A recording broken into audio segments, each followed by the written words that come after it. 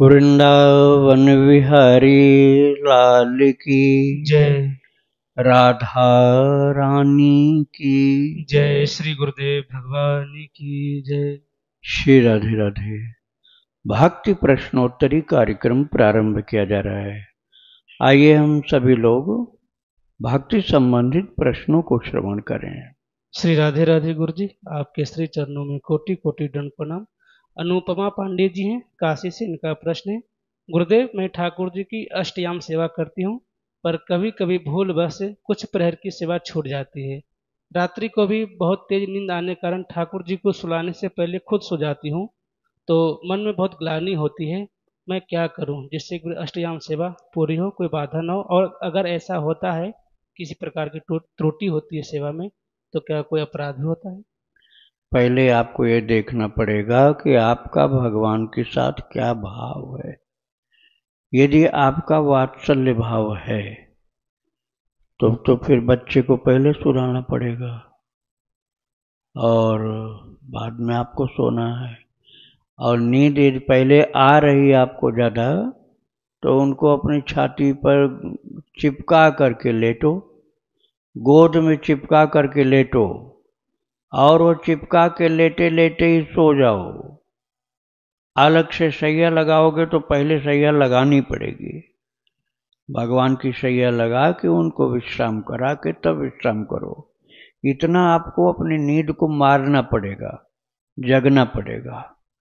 अष्टयाम का मतलब होता 8 प्रहर। अष्टयाम का तात्पर्य होता 8 प्रहर। ये एक प्रहर कितने घंटे का होता है? 3 घंटे का। तो 8 तिरिक 24 हो गए, मतलब 8 प्रहर का मतलब हुआ 24 घंटे। 24 घंटे के बाद दूसरा दिन लग जाता है। तो हमें ये देखना होगा कि हम 24 घंटे भगवान की सेवा करते हैं कि नहीं। अहरनिश सेवा यदि करते हैं, अहरनिश का तात्पर्य हुआ, अह माने दिन, निश माने रात। अहरनिश का मतलब रात दिन सेवा करते हैं यदि भगवान की, तो अष्टयाम हुए। और रात दिन नहीं करते हैं तो अष्टयाम सेवा नहीं हुई। देखो, वो अपने बच्चे को हर कोई अष्टयाम सेवा करता है। कहीं ऑफिस में भी जाएंगे तो उसकी चिंता करेंगे, फोन करते रहेंगे, जहां होगा बच्चा उसकी खुद खबर लेते रहेंगे। ऐसे ही आपको पहले तो ये देखना है कि भगवान के साथ से आपका भाव क्या है। यदि वो प्रिया प्रियतम भाव है, तब तो आपको रात में ज़्यादा जगना पड़ेगा उनकी सेवा करने के लिए। वात्सल्य भाव है तो आप जल्दी सो सकते हैं। और प्रिया प्रियतम भाव है तो आप अपने वात्सल्य भाव के, अर्थात ठाकुर जी को, लड्डू गोपाल को, बाल कृष्ण, बाल राधा, बाल राम, जो भी आपके पास हैं वो बाल स्वरूप हैं, तो उनको झटपट सुबह मत जगाओ। आप पहले उठो, आप नहाओ धो, अपनी पूजा पाठ कर लो। ऋतु के अनुसार ज़्यादा ठंड पड़ रही है तो देरी से जगाओ, गर्म पानी से नहलाओ। और यदि गर्मी का समय है तो आपके पास जो ठंडा का साधन हो, कूलर है, एसी है, जो भी है, उनके लिए भी चलाओ। ऐसा नहीं कि उनको गर्मी में रख दो। अपने लिए ठंडक चाहिए तो भगवान के लिए ज़्यादा चाहिए। तो फिर सुबह वात्सल्य भाव वाले को खुद जल्दी उठ करके तैयार होना होगा। इसके बाद अपने बाल स्वरूप भगवान को जगाना है, लहनाना डुलाना, और उनको कुछ बाल भोग खिलाना है। जो भी आपके पास उपलब्ध हो खिलाओ, भोग लगाओ। और थोड़ी सी सुगंध वाली चीज़ उनके कपड़े में लगा दो। कोई सुगंध का इत्र हो जो अल्कोहल वाला ना हो। अल्कोहल वाला कोई भी इत्र भगवान के शरीर में नहीं लगाना चाहिए। प्योर इत्र हो जो विदाउट अल्कोहल हो, उसको आप भगवान के कपड़े में लगा दो। और एकदम शुद्ध सेंट है इत्र तो उनके शरीर में लगा सकते हो, लेकिन वो गर्म और ठंडा देखना पड़ेगा आपको। जैसे बादाम का होता है तो जाड़े में ही लगेगा, गर्मी में नहीं लगेगा। और बेला का होता है तो वो गर्मी में भी लग जाएगा। बेला ठंडा है, बादाम गर्म होता है। तो ऋतु के अनुसार सेवा हुई। बिछाना जो है आपका गर्म ठंडा ऋतु के अनुसार देखना पड़ेगा। ऐसी जगह बिछाना आपको भगवान का लगाना है कि लुढ़क के नीचे ना गिर जाए कहीं। वो छोटे बच्चे हैं ना, लुढ़क के नीचे ना गिर जाएं। उनका आसन अपने से नीचे आप लगा सकते हो। बाल भगवान का आसन अपनी शैया से नीचे लगा सकते हो, लेकिन और सब स्वरूप में भगवान का आसन ऊंचा रहेगा। भगवान का आसन ऊंचा, अपना आसन नीचे। लेकिन बाल स्वरूप की उपासना में भगवान का आसन अपने से नीचे आप कर सकते हो। बच्चे हैं, लुढ़क न जाएं। चारों तरफ गद्दा बिछाओ, उनके आसन के चारों तरफ गद्दा बिछाओ कि लुढ़कें तो चोट न लगे। और रात में उठ करके देखो, खाने का सामान, पानी पीने का, ये सब रहना चाहिए। मच्छरदानी लगानी होगी अपने लिए, मच्छरदानी। उनको तो कोई अल्कोहल आदि लगाना नहीं, मच्छरदानी लगानी होगी। तो रात को भी कुछ मिष्ठान खिला के, जल पिला के तब सुलाना है। सुबह अपने से जगने की पूजा सब निपटा दो। वात्सल्य भगवान का बता रहा हूँ, तब जो उनको जगाओ। लेकिन प्रियतम प्रिया भाव में, दास्य भाव में अलग रहता है। वो वैसे रहता है जैसे संसार में किया जाता है। संसार में अपनी संबंधी के साथ जो व्यवहार करते हो, यदि प्रेम होता है तो, प्रेम होगा तो जो व्यवहार करोगे वही भगवान के साथ करना। अब प्रिया प्रियतम का ये मतलब नहीं हुआ कि पति पत्नी में लड़ाई है तो भगवान के साथ लड़ाई निकालोगे आप। नहीं, उनसे प्रेम करना होगा। और जैसे कोई पतिव्रता नारी अपने पति को प्रेम करती है, ऐसे आपको प्रेम भगवान से करना होगा। तो उनके लिए सब इंतजाम, ना सुबह का जगाना, रात का सुलाना, बीच में नाश्ता, जलपान, भोजन, रात्रि में दूध का भोग, केसर डाल करके उनको पिलाओ। सारा इंतजाम रखो। थोड़ा सा सोने के टाइम उनको भक्त चरितावली सुनाओ, भक्तों का चरित्र सुनाओ सोने के टाइम में उनको, उन्हें बहुत पसंद है। और बाल भगवान है तो थोड़ा नाम कीर्तन सुना दो। छोटी छोटी बाल चरितावली बाल भगवान को बिना सुना सकते हो, भक्त चरितावली। तो जितना भाव अधिक से अधिक होगा उतना ही अष्टयाम लीला तुम्हारी बढ़िया होगी। भाव के बिना नहीं चलेगा। इसमें भाव भगवान से जोड़ करके रिश्ता, उसी के अनुसार सेवा करनी है। रोजाना बढ़िया भोग लगाना है। बाजार का भोग कम से कम, बाजार का भोग कम से कम अपने घर में बनाओ, शुद्ध सात्विक बनाओ, वही प्रभु को अर्पण करो। और मुख्य मुख्य बात तो मैंने बता दिया। आपको कुछ और जानना होगा तो फिर पूछिएगा, बताएंगे। श्री राधे राधे।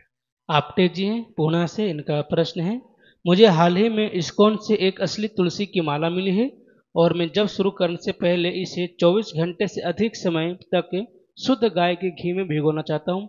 क्या ऐसा करना ठीक रहेगा? देखो, विधि की बात जो पूछते हो तो ये है कि पीपल के 2 पत्ते लो और दोनों चिकने चिकने वाले एक दूसरे के ऊपर रखो। खुरदरा खुरदरा इधर उधर बाहर रहेगा। और शनिवार के दिन होना चाहिए। पीपल का पत्ता दूसरे दिन नहीं तोड़ा जाता, केवल शनिवार को तोड़ा जाता है, नहीं तो दोष लगता है। उसको धो लो। फिर पंचामृत, केवल घी नहीं, दूध, दही, घी, शहद, शर्करा, ये सब मिलाकर 5 हो गया, मिक्सअप कर लो। उसमें माला को भी खूब अच्छी तरह से लपेट दो। फिर पंचामृत में डुबा करके भरपूर, फिर नीचे एक पत्ता पीपल का, ऊपर एक पत्ता, और उसको ले जाकर प्रभु के चरणों में रख दो।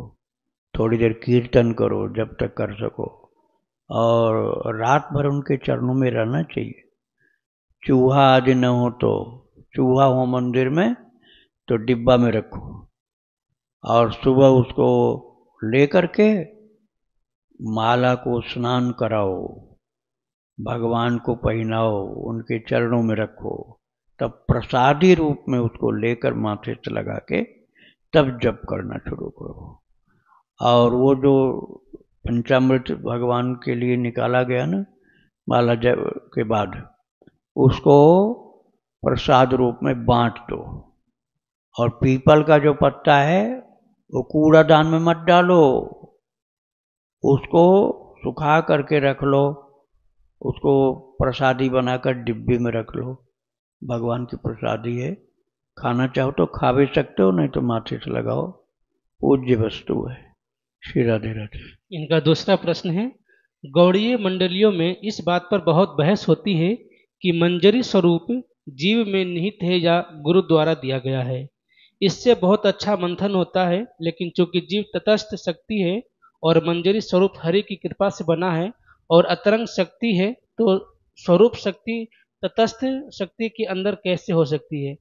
यह कई लोगों का निष्कर्ष है। तो हरिदास या श्री हित हरिवंश में सहचरी स्वरूप के बारे में उनकी क्या राय है?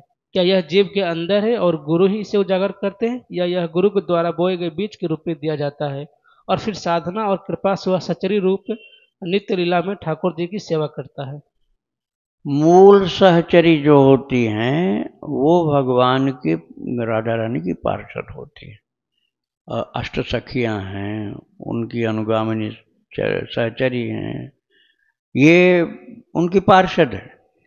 लेकिन आप भक्ति करोगे तो भक्ति करते करते करते महाराज इतनी कृपा होगी कि आप मंजरी बन जाओगे, सहचरी बन जाओगे, आप स्वयं सखी बन जाओगे भगवान के।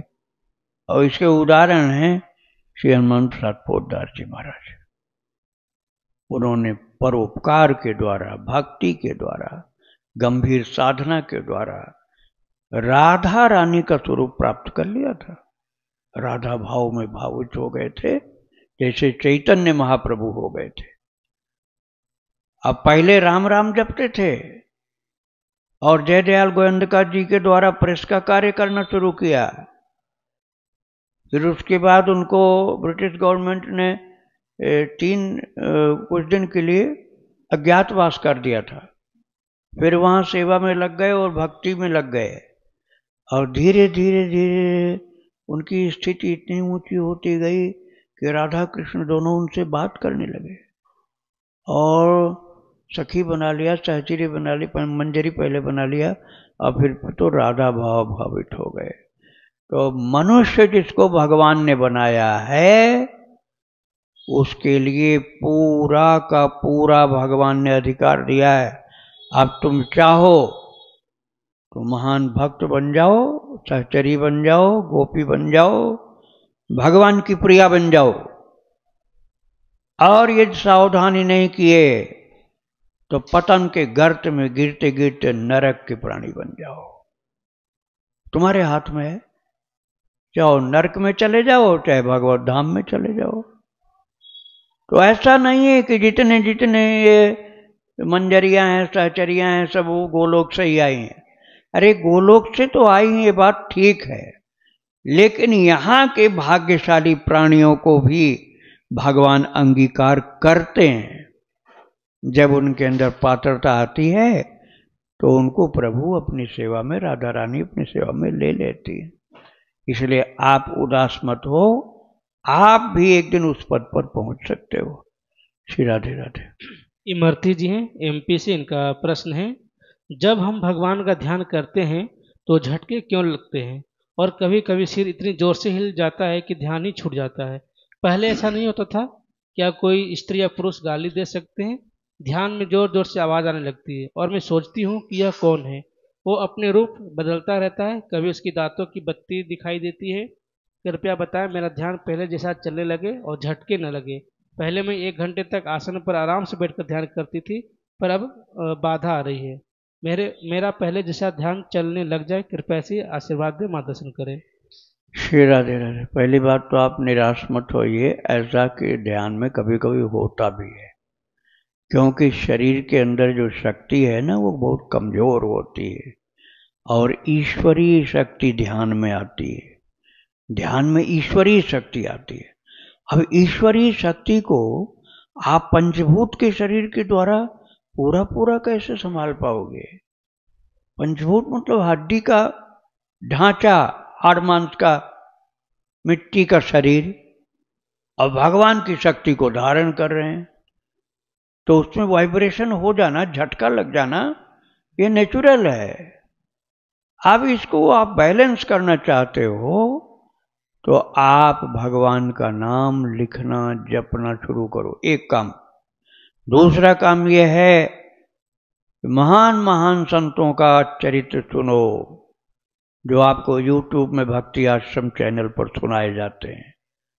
उन महान संतों का चरित्र सुनो, उनका आशीर्वाद मिलेगा तुम्हें। उन दिव्य संतों के आशीर्वाद से, भगवान नाम के प्रताप से तुम्हारे शरीर में वो शक्ति आएगी कि तुम भगवान के दिव्य ध्यान को सहन कर पाओगे, मूर्छित नहीं होगे, बेहोश नहीं होगे, शरीर गिरेगा पड़ेगा नहीं। नहीं तो महाराज शरीर बेहोश हो जाता है, पीला पड़ जाता है। आंखों से आंसू की धारा बहना तो स्वाभाविक है, उतना तो होगा ही होगा, लेकिन उसके आगे आप बैलेंस रहो, बेहोश न हो जाओ। इसके लिए आपको भगवान के नाम का सहारा लेना होगा और संतों के चरित्र का भी सहारा लेना पड़ेगा। श्री राधे राधे।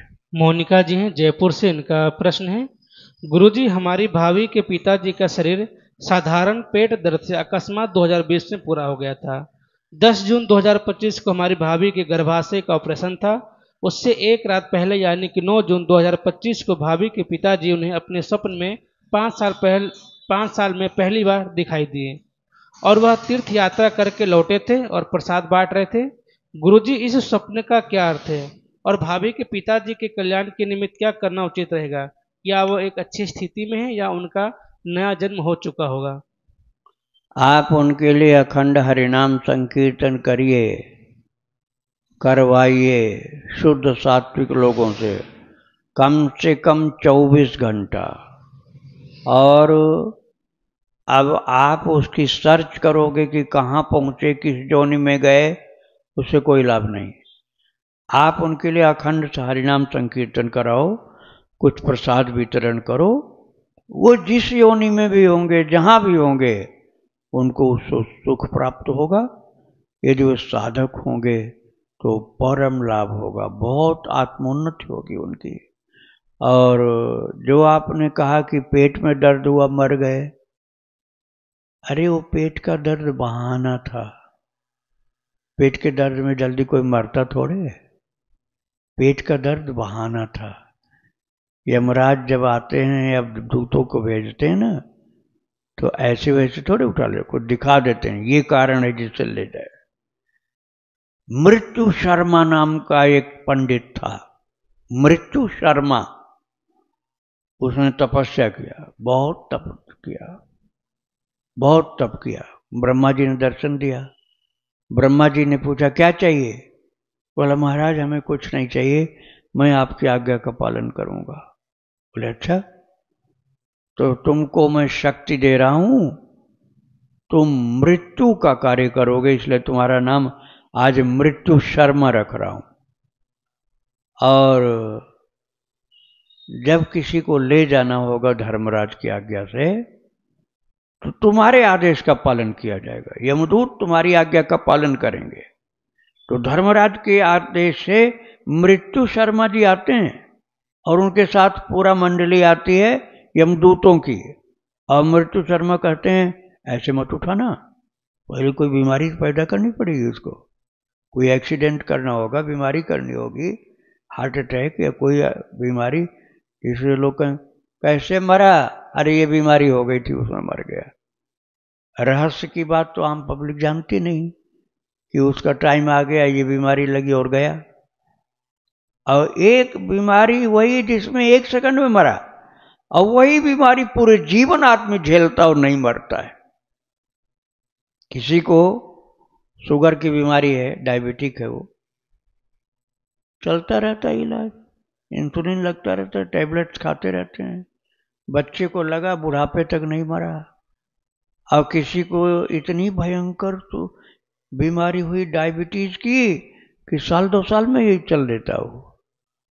तो मृत्यु बहाना है, जिसको जब जाना होता है मृत्यु शर्मा जी अपना आदेश पारित कर देते हैं। राधे राधे। खुशी जी, इनका प्रश्न है, हमें कब पता चलेगा कि हमारे पूर्ण शरणागति हो गई है? पूर्ण शरणागति, पूर्ण शरणागति के लिए 6 प्रकार की जांच की जाती है। भगवान की नहीं, अपनी जांच की जाती है कि हम शरणागत हुए कि नहीं। पहली जांच यह है कि हम भगवान के अनुकूल जीवन बिता रहे हैं कि नहीं। अर्थात भगवान कहते हैं कि तुम सात्विक हो जाओ, और हम कहते हैं नहीं, हम तो नॉन वेज जरूर खाएंगे, तो समझ लो शरणागति नहीं हो रही तुम्हारी। अनुकूल से संकल्प प्रातिकूल से वर्जनम। अब कहा जा रहा है कि तुम भगवान का भजन किया करो, बोले हम इससे ये सब नहीं होगा, तो समझ लो शरणागति नहीं हो रही है। अब इसके ऊपरी विपरीत वाला हो रही है।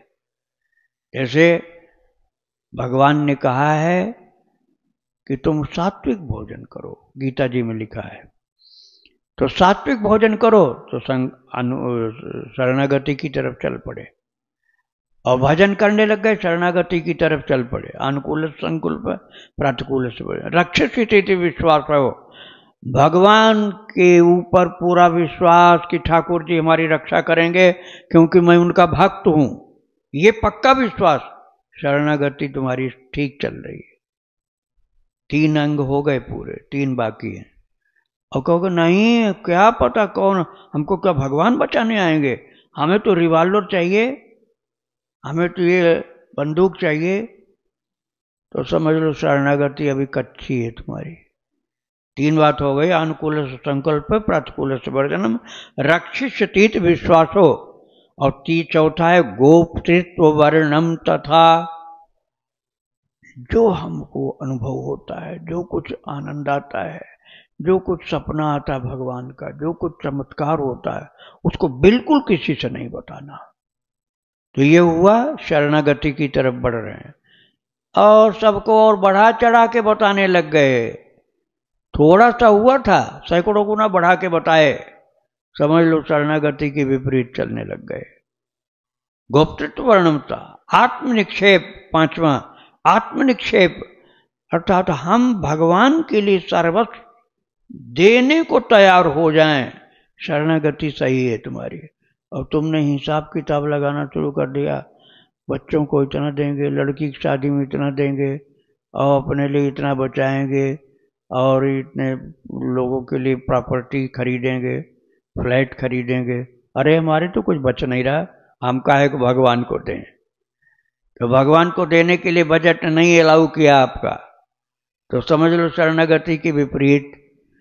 और जो कुछ प्रभु ने दिया उसी में से हम भगवान की सेवा करें, आगे को ज्यादा मत सोच के अभी जो है उसी में सेवा चालू कर दो, तो तुम्हारी शरणागति की तरफ यात्रा तीव्र चल रही है। आत्मनिक्षेप कार्पण्य, आत्मनिक्षेप इसको बोलते हैं, मतलब जो कुछ है, रुपया पैसा शरीर की शक्ति, नहीं पैसा है झाड़ू लगाओ, सफाई करो, भगवान की सेवा कैसे भी कर सको, जितना कर सको, मन से वाणी से नहीं। बुद्धि है तुम्हारे पास, मान लो बुद्धि है, तो बुद्धि से किसी के अच्छी राय दो, मन से किसी का चिंतन करो, भले के लिए बात सोचो, ये भी सेवा हो गई। पैसा है तो पैसा से करो, लेकिन नहीं कुछ है तो मन बुद्धि चित्त से करो, उससे भी होता है, शरीर से भी होता है। और ये 5वां हुआ, और आत्मनिक्षेप इसको बोलते हैं, आत्मनिक्षेप कार्पण्यम, और 6ठा है कार्पण्य, अर्थात दीनता। दीनता का तात्पर्य हुआ कि प्रभु आपने सब कुछ कराया, मैंने कुछ नहीं किया, मेरे अंदर कहाँ शक्ति है कि मैं आपकी भक्ति कर सकता, आपकी कृपा से हुआ, ये दीनता है। और कह दिए अरे कौन कराने वाला, हम जो करते हैं हम ही, मतलब सब कुछ करने वाले हम, अहंकार में भरकर, तो समझ लो शरणागति के विपरीत चल रहे हो। ये शरणागति की पहचान है। अब अपनी नाप तोल खुद कर लो, समझ जाओ फिर अपनी हालत।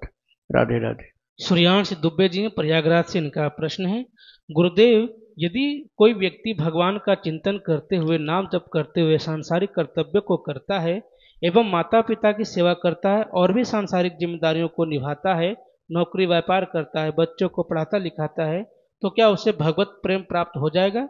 जैसे मीरा जी को प्राप्त हुआ था, प्रहलाद जी को प्राप्त हुआ था, बड़े बड़े भक्त जिनको भगवत प्रेम प्राप्त हुआ है, वह प्रेम उसे प्राप्त हो जाएगा, या उस प्रेम लक्षणा भक्ति को प्राप्त करने के लिए उसको एकांत में साधना करना पड़ेगा, दिन रात सब कुछ छोड़कर भगवान का भजन करना पड़ेगा, एकांत में रहकर माला चलानी पड़ेगी?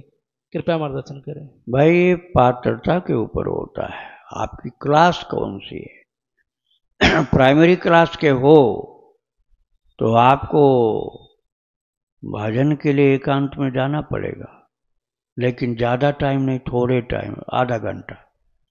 और टाइम में संतों की सेवा करो, भक्तों की सेवा करो, भगवान की सेवा करो, और माँ बाप की भी सेवा करो। और यदि आपकी भक्ति बहुत तीव्र है तो फिर आपका मन भगवान में लग जाएगा। राजा जनक की तरह से राजा का कार्य करते हुए भगवान में लगे रहोगे, आपको गृहस्थ में रहने पर भी कोई हानि नहीं होगी। और यदि गृहस्थ में आप राग द्वेष आसक्ति झगड़ा झंझट इसमें फंसे हुए हो तो गृहस्थ आश्रम से भगवत धाम नहीं मिलेगा। तो आपको ज़्यादा समय भक्ति के लिए निकालना पड़ेगा। जितना बहुत जरूरी है उतना निकालो गृहस्थ के लिए, बाकी पूरा टाइम भक्ति के लिए। तो आपको देखना पड़ेगा आप किस क्लास के स्टूडेंट हो। आपका वैराग्य प्रखर है तो वैराग्य धन बहुत बड़ा धन है। वैराग्य का नामो निशान नहीं है तो सेवा कार्य करो, शरीर से सबकी सेवा करो, नाम कीर्तन हो रहा वहाँ बैठ जाओ, कथा हो रही वहाँ बैठ जाओ, थोड़ा सा समय का सदुपयोग करो, धीरे धीरे वैराग्य आना शुरू होगा। और जब वैराग्य संसार से आ जाएगा तो संसार में तुमको बंधन नहीं लगेगा, परोपकार भी कर सकते हो, भक्ति भी कर सकते हो। महान महान संतों ने किया ऐसा। श्री राधे राधे। गुरुदेव, मेरे को ये पूछना है कि जो अहंकार है सबके अंदर होता है, किसी ना किसी रूप में होता है, तो एक तो है कि अहंकार को कैसे छोड़ा जाए, और अगर उसको छोड़ दिया गया है तो इस अहंकार को कैसे छोड़ा जाए कि हमने अहंकार भी छोड़ दिया है। आप समझ रहे हो कि एक अहंकार को छोड़ने का भी अहंकार आ जाता है कि मैंने अहंकार छोड़ दिया है। ठीक है, अब रख दो माइक, अब उधर बैठो तुम। राधे राधे। देखो, जहाँ तक प्रदर्शन होता है, शो करना, अपनी चीज का प्रचार करना, वहाँ तक छिप कर अहंकार रहता है। जैसे हमने अच्छा काम करना शुरू कर दिया, अब हमारे मन में आता है लोग जान जाएं कि हम करते हैं, भले ही अनाउंस नहीं कर रहे हैं लेकिन लोग जान जाएं कि हम करते हैं, तो ये अंदर से अहंकार काम कर रहा है। और उस अवस्था में यदि हमने अपने को प्रसन्नता का अनुभव किया कि हमारी बड़ाई हो रही, प्रसन्नता का अनुभव किया, तो अहंकार दुश्मन की तरह छिपा हुआ है। और यदि हमको लगा अरे कहाँ से लोग आ गए मेरी चर्चा करने और भागे वहां से, अब और कहीं करेंगे, नाम भी नहीं बताएंगे, और गांव नाम पता और अपनी क्वालिफिकेशन कुछ नहीं बताएंगे और चुपचाप करके चल देंगे। जैसे कोई सो रहा है और ठंड से कांप रहा, आपने कंबल सोते को उड़ा दिया और भाग गए वहां से। आप जब तक नहीं बताओगे कोई नहीं जानेगा, आप बताओगे नहीं तो कोई नहीं जानेगा। तो ये अहंकार से मुक्त सेवा हो गई। और अपने साथ 4 लोगों को लेके गए, देख लो मैं क्या करता हूं, ये काम करता हूं। तो अहंकार आपके भीतर छिपा हुआ है, भले ही अखबार में नहीं निकाल रहे हो लेकिन छिप के बैठा हुआ। तो इसके लिए करना होगा कि भगवान को अर्पण करना शुरू करो। जो सत्कर्म आपने किया, कन्हैया ये तूने कराया, तेरे लिए अर्पण है।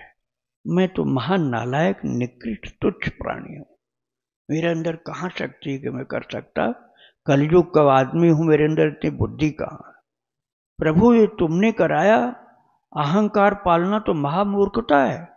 क्योंकि चीज तुम्हारी दिलाया, तुमने बुद्धि तुमने किया, प्रेरणा तुमने दिया। ऐसे भक्ति से भगवान से जुड़ जाओ तो सेवा कार्य हो गया भगवान का, भक्ति का। आप किसी से मत कहो कि ये सब अरेंजमेंट मैं करता हूं ना, सीधी एक ही बात, भैया बिल्कुल नहीं, मेरा कोई योगदान नहीं इसमें, लिखा पढ़ी में न बोलने में। तो फिर एक अहंकार रहेगा जो कल्याण कर देगा। वो क्या? आस अभिमान जाई जनि भोरे, मैं सेवक रघुपति पति मोरे। एक अहंकार रहेगा जो उद्धार कर देगा। सुतीक्ष्ण जी ने यह अहंकार मांगा है भगवान से। अस अभिमान जाई जनि भोरे, मैं सेवक रघुपति पति मोरे। हे प्रभु, आप मेरे स्वामी, मैं आपका नन्हा सा दास हूँ। ये अहंकार अर्थात ये मेरा स्वामी, आपको स्वामी, अपने को सेवक मानना सदा बरकरार रहे। फिर आपकी सेवा मैं करता रहूं। अपने अहंकार, अपनी शक्ति, अपनी बुद्धि, अपने स्वामित्व की कोई बात मेरे जीवन में ना आवे। मन में टिका करके सावधानी से रहे तो अहंकार से मुक्त हो जाता है। और यदि भक्ति नहीं करेगा तो अहंकार आएगा ही आएगा और उससे बचना बहुत मुश्किल है। श्री राधे। वृंदावन बिहारी लाल की जय, राधा रानी की जय श्री गुरुदेव भगवान की जय। श्री राधे राधे।